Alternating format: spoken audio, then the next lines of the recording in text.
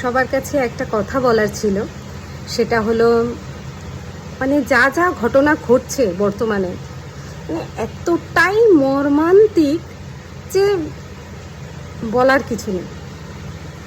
মানে যেই মায়ের হারিয়েছে সন্তান সেই জানে যে সে কি হারিয়েছে, এটা বলার কিচ্ছু নেই।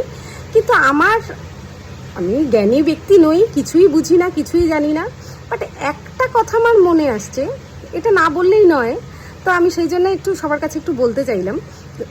যে ব্যাপার হচ্ছে যে এই যে কন্যাশ্রী, রূপশ্রী, তারপর যুবতীশ্রী, তারপরে আর কি কি সব লক্ষ্মী ভাণ্ডার, অমুক ভাণ্ডার, তমুক ভাণ্ডার, এত যারা এই যে এই সবগুলো, তো মহিলারা রাস্তায় নামছে, রাত দখল করছে, এই করছে, সেই করছে, সব কিছু করছে, বাট এইটা মনে হয় বর্জন করলে সব থেকে ভালো হয় না?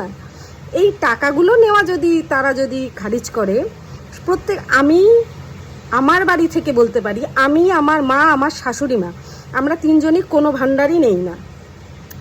তো সেই জন্যে বলছি, হ্যাঁ এটা মানে জাস্ট আমার থিঙ্কিং মনে হলো যে এত চিৎকার চেঁচামেচি করা হচ্ছে, সবই ঠিক আছে, এটারও দরকার, সাথে সাথে মনে হয় এটাও বয়কট করা দরকার, যে আমরা নেব না, তাই না?